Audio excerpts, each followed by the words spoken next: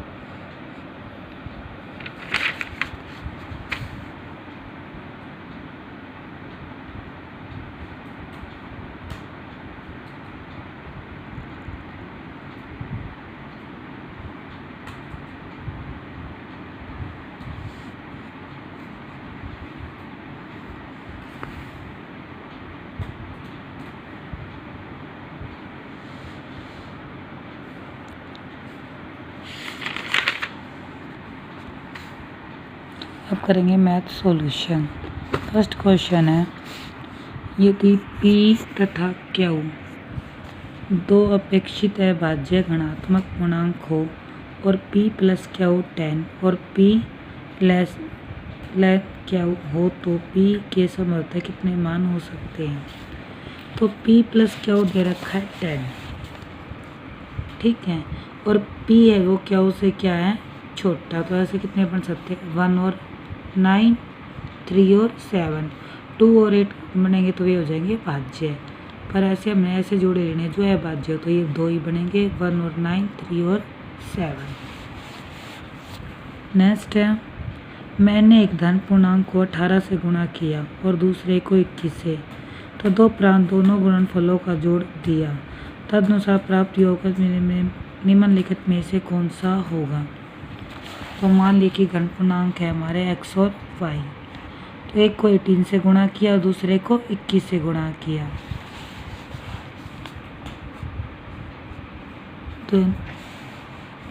तो यहाँ से हमने निकाल लिया 3 कॉमन निकाल लिया, तो आ गया 6x3 bracket 6x plus 7y। तो जो इनका योग होगा वो 3 से जरूर डिवाइड होगा। तो ऐसा ऑप्शन सिर्फ 2007 है जो 3 से डिवाइड हो रहा है, बाकी कोई भी ऑप्शन 3 से डिवाइड नहीं हो रहा, तो ये आंसर हो जाएगा। 240 अंकों की एक परीक्षा में किसी परीक्षार्थी ने 52 अंक अर्जित किए, पाई आलेख में इसका संगत कोण होगा। तो टोटल होता है 360, तो 240 किसके इक्वल हो जाएगा, 360 के, तो 360 बटे 240 किसका बताना है, 52 का, तो 52 से मल्टीप्लाई कर दे, काटने के बाद आ जाएगा 78। 176 गुणा 0.00125 का मान होगा। तो जितने के बाद पॉइंट उतनी हम लगा देंगे बटे में 0 और सिंपल काट लेंगे, काटने के बाद आ जाएगा 22 बटे 100, तो 100 के नाम के 2 पॉइंट लगा देंगे तो आंसर आ जाएगा 0.22। रेहा के पास पुरस्कार से प्राप्त 5000 की धनराशि थी। उसने 1101 रुपये 50 पैसे की पुस्तकें, 1500 के कपड़े, 1475 रुपये 75 पैसे के जूते, तथा शेष धनराशि में से 100 दान के रूप में दे दिए। अब उसके पास कितनी धनराशि शेष थी? तो जितना जितना खर्चा किया वो सबको ऐड कर दो, टोटल जितने उसके पास थे उसमें से वो जितने खर्चे का टोटल है वो लेस कर दो, तो आंसर आ जाएगा 822 रुपये 75 पैसे अब उसके पास बचेंगे। नेक्स्ट है थ्योरी क्वेश्चन, ये आप खुद करेंगे।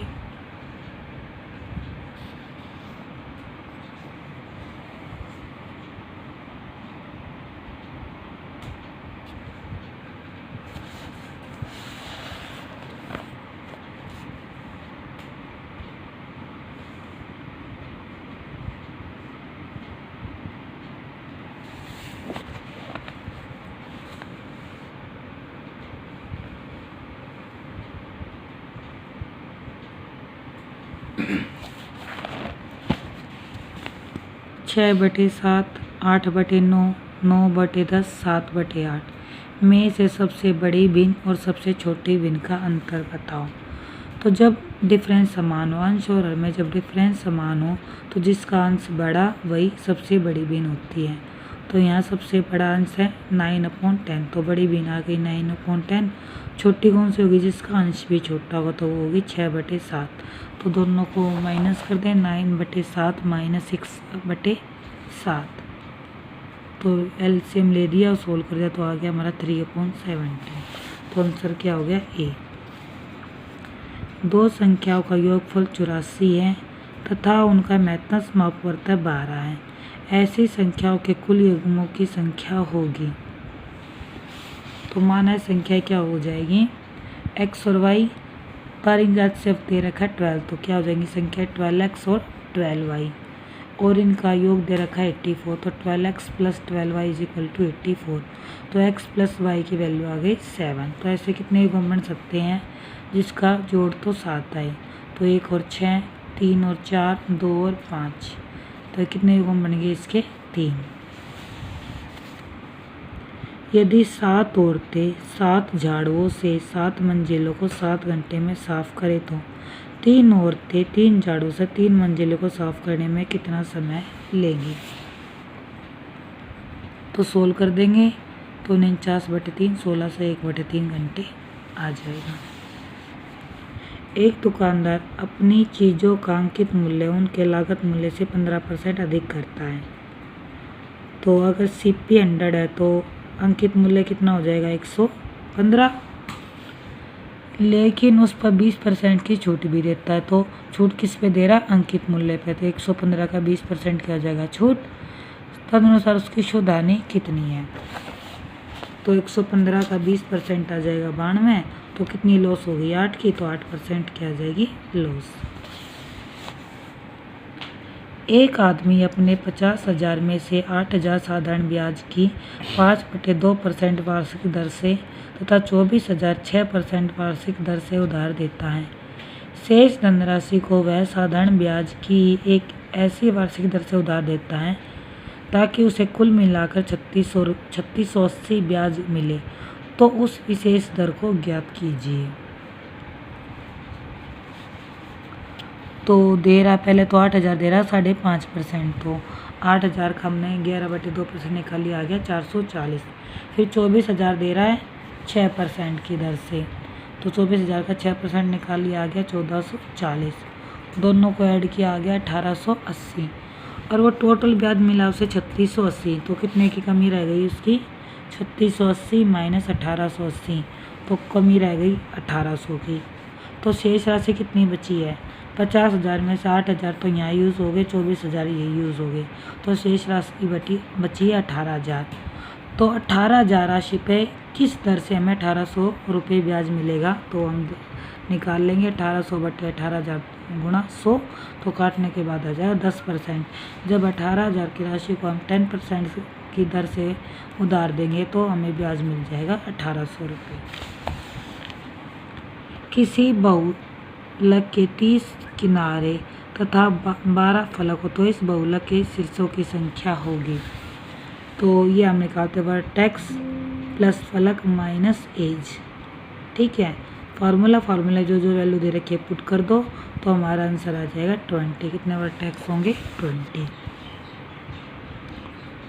नेक्स्ट है 10 लड़कियों की ऊंचाई सेंटीमीटर में मापी गई है, तो जो नियमित है ये दे रखी है, तो इसका माध्य निकाल। माध्य क्या होता है? सभी संख्याओं का योग बटे सभी संख्याओं की संख्या। तो हम इन सबको जोड़ देंगे और इनकी संख्याओं से डिवाइड कर देंगे, तो आंसर आ जाएगा 142.1 सेंटीमीटर। एक घनाभकार बक्सा 13 सेंटीमीटर लंबा, 11 सेंटीमीटर चौड़ा और 9 सेंटीमीटर ऊंचा है। एक घनाभकार बक्से की भुजा 12 सेंटीमीटर है। तनु इस बक्सों में 1 सेंटीमीटर भुजा वाले 3060 धन पैक करना चाहती है। उन घनों की संख्या जो इनमें पैक नहीं हो पाएंगे वो कितनी है? तो घनाभकार की संख्या फार्मूला होता है ईथन का L × B × H। तो वैल्यू पुट कर देंगे और दूसरे घन वाले की कितनी? 1 सेंटीमीटर। भुजा घन का क्या होता है? भुजा का क्यूब। तो 1 × 1 × तो काट देंगे तो आ जाएगा 1287। और घनों की संख्या दे रखी है दूसरे की 12 सेंटीमीटर। घनाभकार बक्से की भुजा 12 सेंटीमीटर है। एक अन्य बक्सा है जिसकी, तो उसमें घनों की संख्या कितनी आ जाएगी? तो 12 भुजा हो जाएगी, तो घनों की संख्या हो जाएगी 12 × 12 × 12 1728। तो टोटल दे रखा है 3060। ठीक है, हमें इतने घन पैक करने हैं। तो 3060 में से 1287 तो ये हो गए, 1728 ये वाले पैक हो गए, तो कितने बच गए? 45 बच गए पैक होने के लिए। नेक्स्ट है, दो घनों के आयतनों का अनुपात होता है 27 और 27:64 है। इनके संपूर्ण पृष्ठों के क्षेत्रफल का अनुपात क्या होगा? आयतन क्या होता है? भुजा का क्यूब।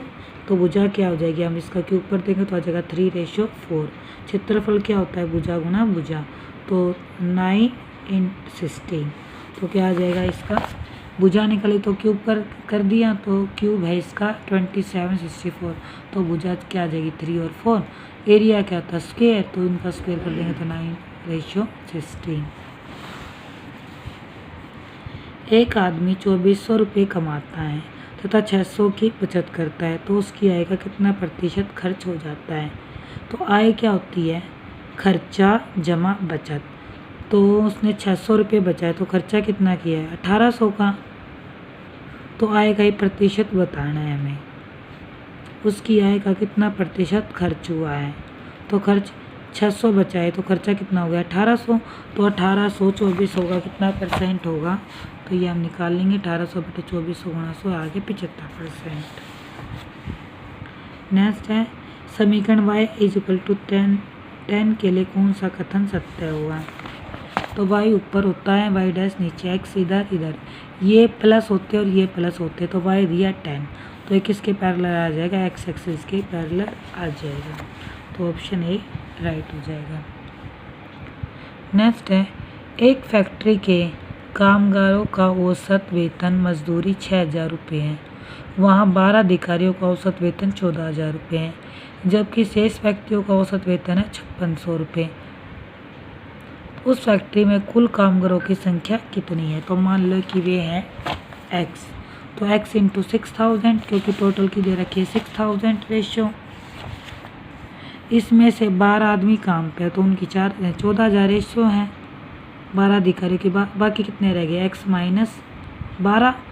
इनकी रेशियो दे रखी है 5600, रेशियो नहीं अनुपात दे रखा है 5600। तो सोल्व कर देंगे तो x की वैल्यू आ जाएगी 252। तो कुल कामगारों की संख्या कितनी है? 252। एक विद्यालय में कुल छात्रों की संख्या है 2500। विद्यालय में 1400 लड़कियां हैं, तो उस विद्यालय में लड़कों की संख्या एवं लड़कियों की संख्या का अनुपात क्या होगा? लड़कियां 1400 हैं, तो लड़के कितने हो जाएंगे? 2500 - 1400 कितने आ गए? 1100। और लड़कों की संख्या और लड़कियों का अनुपात, तो लड़के कितने थे? 1100, लड़की 1400, तो 11:14 आंसर हो जाएगा। यहाँ पे सोल्व कर रखा है, आप देख सकते हैं। त्रिभुज ABC में O लंब के अंदर है और एंगल BOC 80 डिग्री है, तो BAC का मान क्या होगा? तो ट्रायंगल बना लिए ABC, O क्या है? लंब के अंदर, तो ये लंब डाल दिया, तो हमें बताना BOC। BOC क्या होता है? BOC + BAC होते हैं 180। हमें BOC 80 दिया तो ये कितने का हो जाएगा 180 माइनस 80 100 का। नेक्स्ट है 15 सेंटीमीटर की त्रिज्या वाले एक वृत्त में 20 सेंटीमीटर तथा 24 सेंटीमीटर की दो जीवाएं एक दूसरे पर लंबवत खींची जाती है। तो एक है 20, एक है 24। वृत्त के केंद्र तथा इन जीवाओं के प्रतिच्छेद बिंदु के बीच की दूरी कितने सेंटीमीटर हो, मतलब कि वृत्त के केंद्र और जीवाओं पर जो एक काट रही है, मतलब ON हमें निकालनी है। क्या निकालनी है? ON। ये दे रखी है 24, ये दे रखी है 20, ठीक है। तो समकोण त्रिभुज OEA में OEA में 15 का स्क्वायर माइनस 10 का स्क्वायर, तो यह आ जाएगा 125। OE क्या आ जाएगा? OE आ जाएगा 125, क्योंकि इसके प्रतिच्छेद बिंदु है। OAE क्या है? 10 है और ये 15 का स्क्वायर माइनस 10 का स्क्वायर, तो OE की वैल्यू आ जाएगी। दूसरा एक समकोण त्रिभुज OFC में CF 12 है और OC क्योंकि सेम रेडियस है तो 15 हो जाएगी। 15 का स्क्वायर माइनस 12 का स्क्वायर, ये आ गया 81। अब त्रिभुज OEN में क्योंकि हमें ON निकालनी है, OE हमें पता लग गई। OEN में ON का square is equal to OE का स्क्वायर प्लस NE का स्क्वायर। NE आ गई। OF कितना आया है? 81। जितना OF आया उतना ही क्या हुआ? NE, क्योंकि सेम दूरी है। तो formula ON square is equal to OE square plus NE square, तो 125 प्लस 81 आ गया ON √206 सेंटीमीटर। नेक्स्ट है EVS क्वेश्चन, ये आप खुद करेंगे।